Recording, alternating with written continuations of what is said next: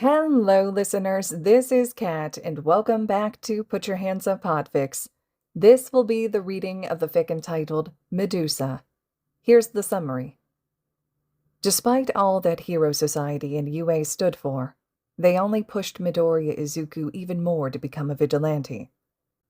Despite all that he was doubted and pushed down growing up, there was so much that he could do, and UA only proved to help him in this mindset.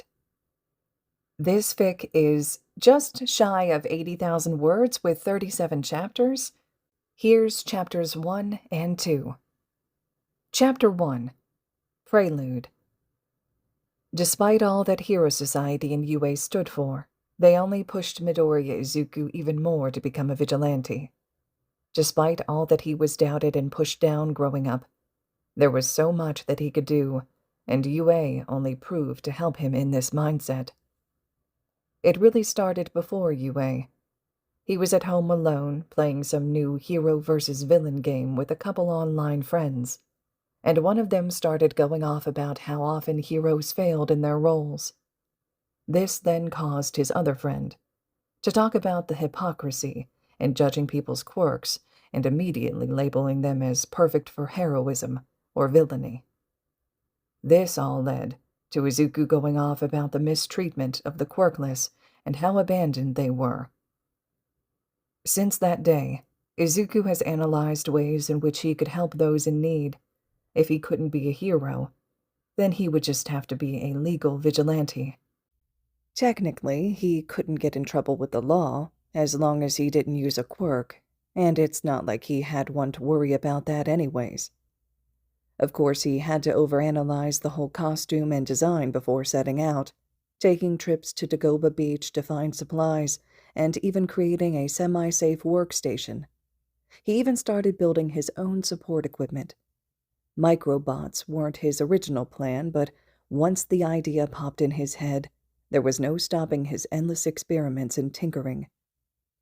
This all led to the vigilante dubbed Medusa, popping up a couple years before the entrance exams Izuku was to take at UA. Medusa fought low-rate crimes, hiding under the radar.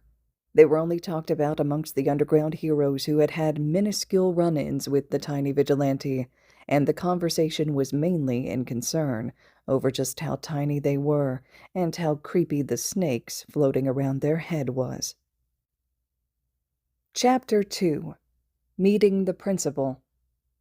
As Izuku left the room in which the written portion of the exam was held, he deflated from spent nerves. The test itself was not hard in any which way, and the questions were extremely interesting and thought-provoking, but he hated stressing over time and space when writing his thoughts. He looked at the map of UA posted on the bulletin board in the entryway of the school as he contemplated where to go next. His practical portion was scheduled for the next day at noon, but he had wanted to bring in support items to make up for the lack of quirk. He found Principal Nezu's office on the map and made the long trek upstairs to the other side of the building. As he walked, he contemplated the architecture of the building. Each door was huge, and he had to crane his head back to see the top of them. Izuku assumed this was to accommodate different mutation quirks, but he hoped the doors were made of lighter material as they had the potential to be too heavy to open easily. After wandering around for about 10 minutes, trusting his memorization of the map outline, Izuku came upon what was supposed to be the principal's door, only he couldn't be fully sure because there were no markings to label it as such. Izuku rubbed his arm as he approached the door. The size of these doors seemed more of an intimidation factor than just to accommodate quirks. He raised his fist and knocked 3 times, then held his breath as he waited for a response. "Come in," a chipper voice called out, and the door clicked as it opened on its own. Izuku glanced at the hinges as he quietly stepped in, noticing as the door closed that it had some sort of automatic mechanism. Sitting at the desk was a white creature with beady eyes. "What am I? A mouse? A bear? No matter. I'm the principal of UA." Izuku cocked his head. Nezu was infamous as the animal with an intelligence quirk that opened UA and had been running it since. He bowed. "Hello, Principal Nezu. I am Izuku Midoriya."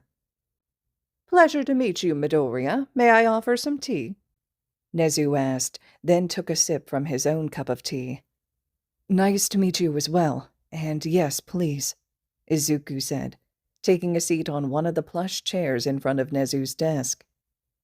Nezu poured some tea, then slid the cup towards Izuku. He took a sip gingerly. It was a peppermint blend. "How can I assist you today?" the principal asked.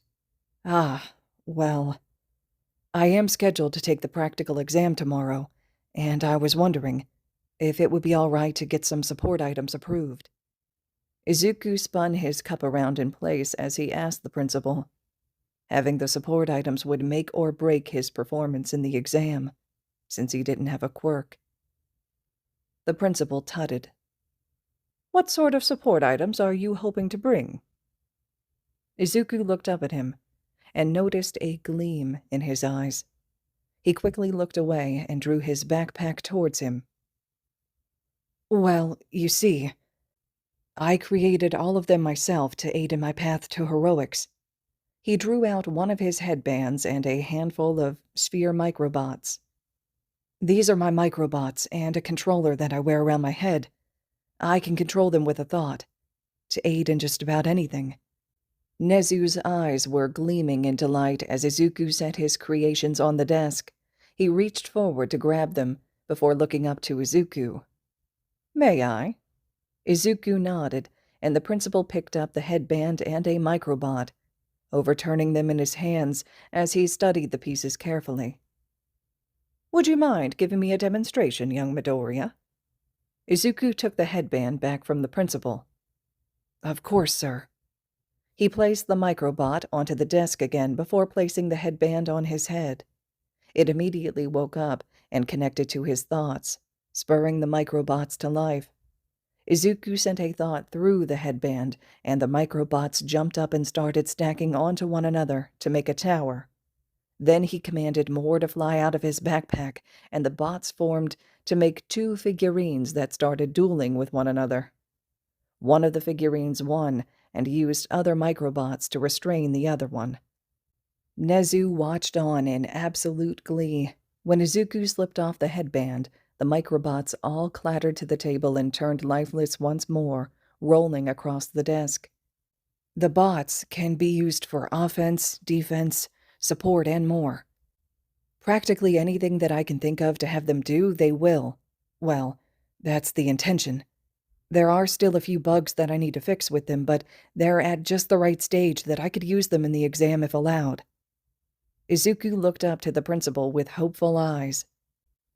"I believe that these could definitely be allowed.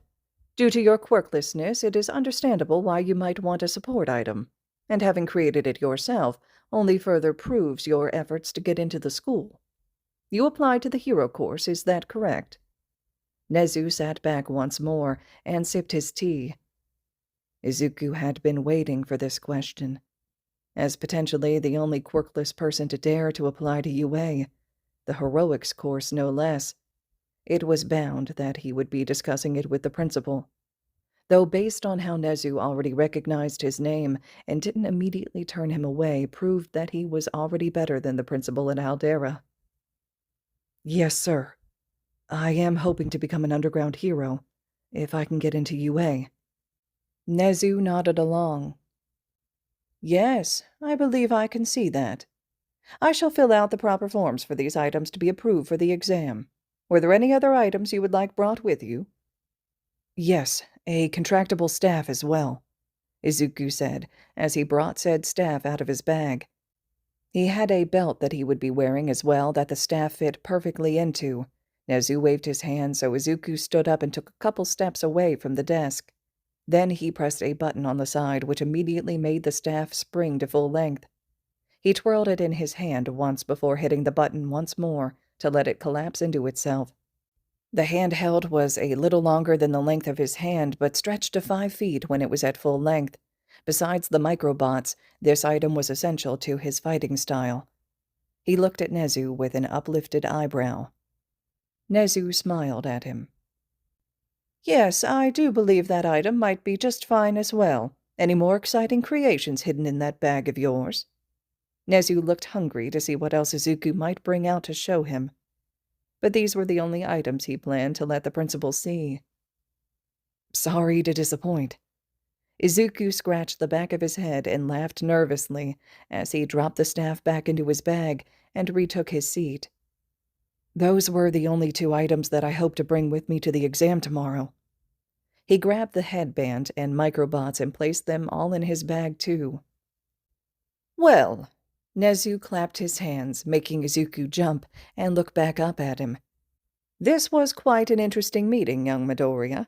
I simply cannot wait to see your performance at the exam tomorrow. He pulled a couple papers out of his desk and placed them in front of himself. I will get right to work on approving your support items. Everything will be processed and ready to go by tonight in preparation. Is there anything else I might help you with? Izuku drained the last of his tea. No, sir. I believe that was all I wanted to discuss with you. Perfect. I expect an excellent show in the exam tomorrow. Nezu pressed a button hidden under his desk, and the door automatically opened. Izuku stood up and grabbed his backpack before bowing to Nezu and departing from the office. As he left the grounds of UA campus, he couldn't help himself from sighing in relief. That went much better than his anxiety-ridden brain had thought it would.